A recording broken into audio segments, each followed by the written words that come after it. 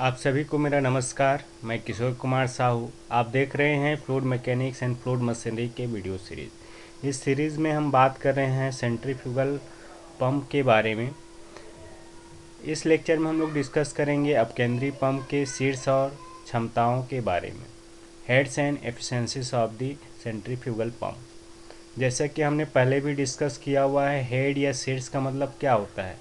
शीर्ष का मतलब ऊर्जा होती है ना। कोई भी फ्लूइड में ऊर्जा, तीन प्रकार की ऊर्जाएं होती है: प्रेशर एनर्जी, पोटेंशियल एनर्जी और काइनेटिक एनर्जी। तो उन एनर्जी या ऊर्जाओं को हम लोग एक ऊंचाई या हेड या शीर्ष के रूप में भी प्रदर्शित करते हैं। तो शीर्ष का मतलब या हेड का मतलब ऊर्जा से है। ठीक है। कोई भी फ्लूइड किसी पाइप से या किसी भी स्थिति में है तो वहाँ पे कितना उसमें एनर्जी है उसको हम हेड, जो कि एक मीटर के फॉर्म में उसको शो किया जाता है। और एफिशिएंसी का मतलब क्या होता है, जब हम कोई इनपुट देते हैं और वहाँ से हमें आउटपुट प्राप्त होता है तो एफिशिएंसी बराबर होता है आउटपुट अपान इनपुट। ये जो रेशियो होता है इसको हम लोग कहते हैं एफिशिएंसी, है ना। इसके बारे में डिस्कस करेंगे। तो अब केंद्रीय पंप या सेंट्रीफ्यूगल पंप में कौन कौन से हेड्स होते हैं और एफिशिएंसी होते हैं, इसके बारे में इसमें डिस्कस करेंगे। सबसे पहले बात करते हैं हम लोग अपकेंद्री पंप के शीर्ष के बारे में। तो अपकेंद्री पंप या सेंट्रीफ्यूगल पंप में चार तरीके के हेड होते हैं। पहला हेड है सेक्शन हेड या सक्शन शीर्ष या चूषण शीर्ष इसको कहते हैं। दूसरा है डिलीवरी हेड, वितरण शीर्ष। तीसरा स्टैटिक हेड, स्थैतिक शीर्ष। और चौथा है मैनोमेट्रिक हेड। ठीक है। तो इसमें हम लोग पहले डिस्कस करते हैं सक्शन हेड के बारे में, है ना, या चूषण शीर्ष। तो चूषण शीर्ष क्या होता है, जैसे कि हमने पहले डिस्कस किया हुआ है, ये सेंट्रीफ्यूगल पंप है और इसमें इम्पेलर लगा रहता है। इम्पेलर का एक सेंटर पॉइंट होता है ना, इसका शाफ्ट होता है और इसके नीचे क्या लगा रहता है, एक सक्शन पाइप या चूषण नली लगा रहता है। तो इम्पेलर के केंद्र बिंदु से, है ना, और नीचे ये सम्प है, सम्प का ऊपर वाले वाटर लेवल तक का जो डिस्टेंस होता है उसको हम लोग बोलते हैं सक्शन हेड, है ना। तो सेंट्रीफ्यूगल का सक्शन हेड क्या होता है, सम्प जहाँ पे पानी भरा हुआ है, सम्प के ऊपर में वाटर लेवल से पंप के इम्पेलर के केंद्र बिंदु तक की जो ऊंचाई होती है ना, ऊर्ध्वाधर ऊंचाई, उसको सक्शन हेड कहा जाता है। इसको एच एस से डिनोट करते हैं। ठीक है। दूसरा हम लोग बात करते हैं डिलीवरी हेड या वितरण शीर्ष। और उसी तरीके से ये इम्पेलर का सेंटर है और ऊपर डिलीवरी पाइप रहता है। यहाँ पे एक टंकी तक, ऊपर ओवरहेड टंकी, ऊपर टंकी रखा हुआ है, उस वहाँ तक पानी पहुँचाना रहता है। तो ये ऊपर टंकी में के ऊपर वाले वाटर लेवल का डिस्टेंस आपको देखना है। तो सेंट्रीफ्यूगल के पंप के इम्पेलर के केंद्र बिंदु से उसके ऊपर लगे हुए टंकी जहाँ तक पानी पहुँचाया जाता है उसके वाटर लेवल तक का जो डिस्टेंस होता है ये कहलाता है डिलीवरी हेड। इसको एच डी से हम लोग डिनोट करते हैं। ठीक है। अब तीसरा हेड इसमें होता है स्टैटिक हेड। स्टैटिक हेड क्या होता है, ये टोटल वर्टिकल हेड होता है ना। कहाँ से कहाँ तक, सम के वाटर लेवल से टैंक ऊपर वाले ओवरहेड टैंक के वाटर लेवल तक का जो डिस्टेंस होता है इसको स्टैटिक हेड कहा जाता है। स्टैटिक हेड या स्थैतिक शीर्ष, है ना, सक्शन हेड और डिलीवरी हेड का योग के बराबर होता है। तो इस तरीके से ये तीन प्रकार के हेड होते हैं। चौथा जो हेड है वो है मैनोमेट्रिक हेड। इम्पॉर्टेंट है मैनोमेट्रिक शीर्ष, क्योंकि यह वह शीर्ष होता है जिस पर सेंट्रीफ्यूगल पंप क्या करता है, कार्य करता है। तो वह शीर्ष ना जिसके या जिस पर सेंट्रीफ्यूगल पंप कार्य करता है या जिसके लिए सेंट्रीफ्यूगल पंप कार्य करता है उसको मैनोमेट्रिक हेड कहते हैं। मतलब इसके पहले जो हेड देखे हैं, है ना, उसके अलावा सेंट्रीफ्यूगल पंप कुछ और हेड के लिए काम करता है। कितने टोटल हेड के लिए काम करता है उस हेड को हम लोग बोलते हैं मैनोमेट्रिक शीर्ष। तो मैनोमेट्रिक शीर्ष एच एम से डिनोट करते हैं और ये किसके बराबर होता है, इसके किसके योग के बराबर होता है, ये suction head plus delivery head plus H F S. H F S क्या है, सक्शन हेड में होने वाला friction loss. H F D क्या है, डिलीवरी पाइप में होने वाले फ्रिक्शन लॉस। और V D square upon 2G ये क्या है, डिलीवरी पाइप में वेलोसिटी या एनर्जी है, काइनेटिक एनर्जी का मान है। तो मैनोमेट्रिक हेड क्या होता है, सक्शन हेड को ऐड करना है डिलीवरी हेड को ऐड करना है। इसके साथ साथ सक्शन जो पाइप है उसमें होने वाले फ्रिक्शन लॉस को आपको ऐड करना है, डिलीवरी पाइप में होने वाले फ्रिक्शन लॉस को ऐड करना है। और उसके अलावा वेलोसिटी का एनर्जी का जो वैल्यू है डिलीवरी पाइप में Vd²/2g, ये आपको कैलकुलेट करना है। Vd क्या है? डिलीवरी पाइप में वेलोसिटी है, फ्लो है ना। तो इस तरीके से ये सभी वैल्यू का आप ऐड करेंगे तो जो मान मिलेगा वो मैनोमेट्रिक हाइट का होगा। और इतने हाइट के लिए ही सेंट्रीफ्यूगल पंप क्या करता है, कार्य करता है। इस हाइट के लिए सेंट्रीफ्यूगल के पास पूरा एनर्जी होना चाहिए ताकि वो वाटर को सप्लाई कर सके। ठीक है, इस तरीके से हम 4 तरीके के हेड को कैलकुलेट कर सकते हैं सेंट्रीफ्यूगल पंप के लिए। आगे हम लोग डिस्कस करते हैं अपकेंद्री पंप की क्षमताओं के बारे में। तो अपकेंद्री पंप में भी 4 प्रकार के एफिशिएंसी या क्षमता होती है, दक्षता होती है। ठीक है, सबसे पहला जो दक्षता है वो यांत्रिक दक्षता या क्षमता, दूसरा है वॉल्यूमेट्रिक एफिशिएंसी, अनुमापी दक्षता, तीसरा है हाइड्रोलिक एफिशिएंसी, हाइड्रोलिक दक्षता, है ना, और चौथा है समग्र दक्षता, ओवरऑल एफिशिएंसी। जैसा कि हमने पहले भी डिस्कस किया हुआ है कि सेंट्रीफ्यूगल पंप को चलाने के लिए इलेक्ट्रिक मोटर से जोड़ा जाता है। मतलब इलेक्ट्रिक मोटर की सहायता से जो पंप है उसके शाफ्ट को मैकेनिकल पावर दिया जाता है। उस मैकेनिकल पावर से शाफ्ट घूमता है, शाफ्ट से पंप का इम्पेलर घूमता है, इम्पेलर की सहायता से वाटर का जो काइनेटिक एनर्जी है उसको है ना प्रेशर एनर्जी में कन्वर्ट किया जाता है। फिर वो पंप के आउटलेट से वाटर सप्लाई होता है। तो यहाँ पूरा काम करने में कौन कौन सी दक्षता है इसके बारे में डिस्कस करेंगे। पहला है mechanical efficiency of centrifugal pump, केंद्रीय पंप की यांत्रिक दक्षता के बारे में। ठीक है, तो जैसे कि मैंने बताया कि इलेक्ट्रिक मोटर से हम लोग मैकेनिकल पावर देते हैं पंप के शाफ्ट को। अब वो शाफ्ट में जो पावर है वो कहाँ जाता है, इम्पेलर में जाता है। तो यहाँ पे ये मैकेनिकल पावर का ट्रांसमिशन हो रहा है। तो यहाँ पे जो एफिशिएंसी होगा मैकेनिकल एफिशिएंसी होगा या यांत्रिक दक्षता होगा।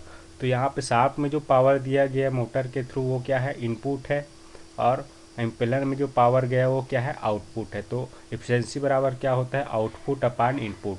तो मैकेनिकल एफिशिएंसी किसका रेशियो हो जाएगा, है ना, इम्पेलर की शक्ति और शाफ्ट की शक्ति के अनुपात को क्या कहेंगे, मैकेनिकल या यांत्रिक दक्षता कहेंगे सेंट्रीफ्यूगल पंप के लिए। ठीक है, तो ये क्या है, इम्पेलर में जो शक्ति है जो प्राप्त हो रहा है इम्पेलर में, और शाफ्ट में जो शक्ति है इसके अनुपात को यांत्रिक दक्षता कहते हैं। अब इम्पेलर की जो शक्ति है उसको कैलकुलेट करने के लिए इस इक्वेशन का यूज़ करते हैं, है ना। किलोवाट में ये आपको प्राप्त होगा या न्यूटन मीटर पर सेकेंड में प्राप्त होगा, W/G इंटू VW2 U2/1000। ये क्या है, इम्पेलर में प्राप्त शक्ति है ना, जो शक्ति फ्लूइड को ट्रांसमिट किया जाता है ना। और इसके अलावा शाफ्ट का पावर है SP। तो SP 2π×60 × 1000, ये ऐसा करके हम कैलकुलेट कर सकते हैं। तो ये दोनों का रेशियो आप निकालेंगे तो आपको मैकेनिकल एफिशिएंसी प्राप्त होगा। ठीक है, अब ये इम्पेलर की जो शक्ति है उसको कहाँ भेज दिया गया, इम्पेलर में जो शक्ति है उसको फ्लूइड को ट्रांसमिट किया गया, और उसके आउटलेट पे आपको एक क्या मिलेगा, उसमें पावर मिलेगा। ठीक है, तो आगे क्या होता है, ये हाइड्रोलिक यहाँ पे कार्य होता है, हाइड्रोलिक फंक्शन परफॉर्म होता है। तो नेक्स्ट एफिशिएंसी क्या है, हाइड्रोलिक दक्षता अपकेंद्री पंप के लिए। ठीक है, तो ये क्या होता है ना, यहाँ पे इम्पेलर की जो शक्ति है आगे किस में ट्रांसमिट किया जाता है, फ्लूइड में, और फ्लूइड पंप से क्या चला जाता है, बाहर चला जाता है। ठीक है, तो वहाँ पे पंप पे जो आउटलेट पे वाटर है उस पे पावर क्या है, आउटपुट है, और इम्पेलर का जो पावर है वो इनपुट का काम करता है। तो यहाँ पे हाइड्रोलिक दक्षता क्या हो जाएगा, सेंट्रीफ्यूगल पंप की हाइड्रोलिक दक्षता इम्पेलर पंप के आउटलेट पे पानी की शक्ति बटा इम्पेलर की शक्ति के अनुपात के बराबर होता है ना। पंप के आउटलेट पे वाटर की शक्ति अपान इम्पेलर की शक्ति, ये दोनों का जो अनुपात होगा वही क्या होगा, हाइड्रोलिक दक्षता होगा। ठीक है, अब यहाँ पे वाटर आउटलेट, पंप के आउटलेट पे वाटर की शक्ति क्या होगा, WHM/1000। W क्या है, वाटर का भार है, रो जी एच इसको लिख सकते हैं, HM क्या है, मैनोमेट्रिक हाइट है जिस पे पंप को कार्य करना पड़ रहा है, अपान 1000। तो ये किलोवाट में आ जाएगा, WHM/1000। ये पंप के आउटलेट पे वाटर को जो शक्ति या पावर प्रोवाइड किया गया वो है इसको। अब ये इम्पेलर की शक्ति क्या था, लास्ट टॉपिक में हमने डिस्कस किया था पहले, है ना, W/G/V W2/U2/1000। ये क्या है, इम्पेलर की शक्ति है। तो दोनों का आप रेशियो करेंगे तो इस तरीके से ये आप क्या मिलेगा, आपको मैनोमेट्रिक एफिशिएंसी मिलेगा। मैनोमेट्रिक एफिशिएंसी या हाइड्रोलिक एफिशिएंसी एक ही चीज़ है ना, हाइड्रोलिक एफिशिएंसी को मैनोमेट्रिक एफिशिएंसी भी बोल सकते हैं। तो ये फाइनली आपको मैनोमेट्रिक एफिशिएंसी बराबर मिलेगा G/HM/VW2/U2।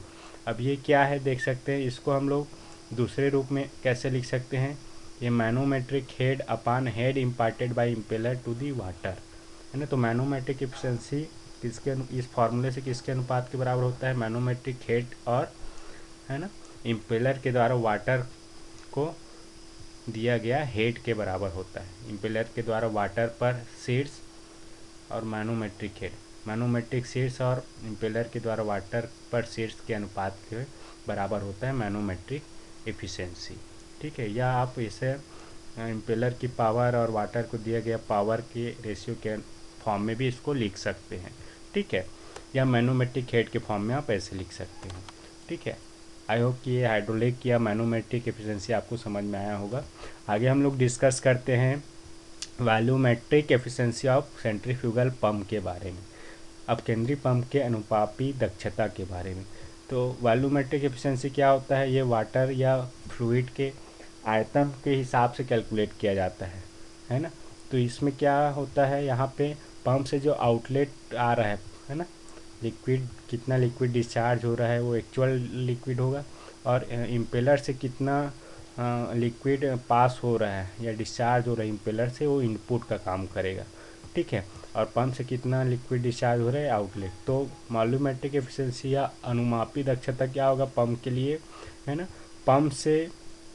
पंप के आउटलेट से वास्तविक लिक्विड कितना डिस्चार्ज हो रहा है उसकी आयतन पर सेकेंड में, और इम्पेलर से कितना वॉल्यूम लिक्विड डिस्चार्ज हो रहा है पर सेकेंड में, ये दोनों का अनुपात क्या होगा, वॉल्यूमेट्रिक एफिशिएंसी होगा। मान लो पंप से एक्चुअल डिस्चार्ज हो रहा है क्यू, है ना, बटा Q plus small Q. Q क्या है, यहाँ पे इम्पेलर से के पास में लीकेज हो रहा है लिक्विड, उसकी वैल्यू है ना, लीकेज होगा इसीलिए तो आउटलेट पे आपको कम अमाउंट क्यू मिलेगा।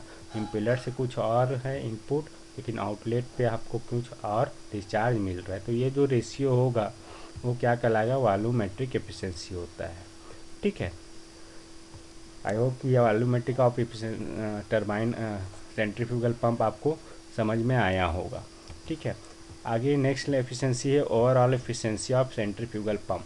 अब केंद्रीय पंप के समग्र दक्षता, तो पूरे समग्र रूप से अगर आप एफिशिएंसी चेक करें किसी पंप का क्या होगा, तो पंप सेंट्रीफ्यूगल पंप को हम इनपुट क्या दे रहे हैं, शाफ्ट पावर इनपुट दे रहे हैं इलेक्ट्रिक मोटर से, और आउटपुट पे हमें क्या प्राप्त हो रहा है, ओवरऑल फ्लूइड पे जो पावर है वो प्राप्त हो रहा है। ठीक है, फ्लूइड का पावर, है ना, पर सेकेंड में कितना लिफ्ट हो रहा है वेट, या उसमें कितना पावर सप्लाई दिया रहा है फ्लूइड में जिसके कारण वो ऊपर उठ रहा है। तो ये इनलेट और आउटलेट हमें पता है, इनलेट क्या है, सॉफ्ट पावर है जो सेंट्रीफ्यूगल पंप को दिया जा रहा है, और आउटलेट के रूप में हमें क्या मिल रहा है, वाटर पे जो प्रेशर एनर्जी है या उसमें जो भी पावर होगा। ठीक है, तो ओवरऑल एफिशिएंसी किसका अनुपात होगा, ठीक है, पंप से निकले हुए वाटर की शक्ति और शाफ्ट की शक्ति के अनुपात को हम लोग क्या करते हैं, ओवरऑल एफिशिएंसी कहते हैं सेंट्रीफ्यूगल पंप के लिए। तो ये वाटर पावर क्या है, WHM/1000 किलोवाट में, W क्या है ना, पर सेकेंड कितना वाटर आपको मिल रहा है वेट है, HM मैनोमेट्रिक हाइट है।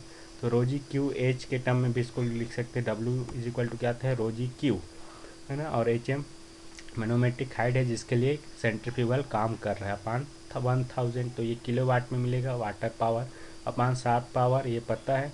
अब इसको हम लोग ऊपर नीचे इम्पेलर की पावर को मल्टीप्लाई कर दे तो ये ओवरऑल एफिशिएंसी आपको मिलेगा hydraulic power into mechanical power के टर्म में।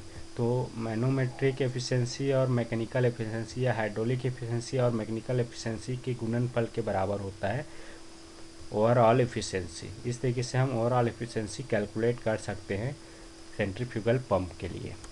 ठीक है, इस लेक्चर में इतना ही। आई होप यह लेक्चर आपको समझ में आया होगा। Thank you for watching this video. Keep smiling.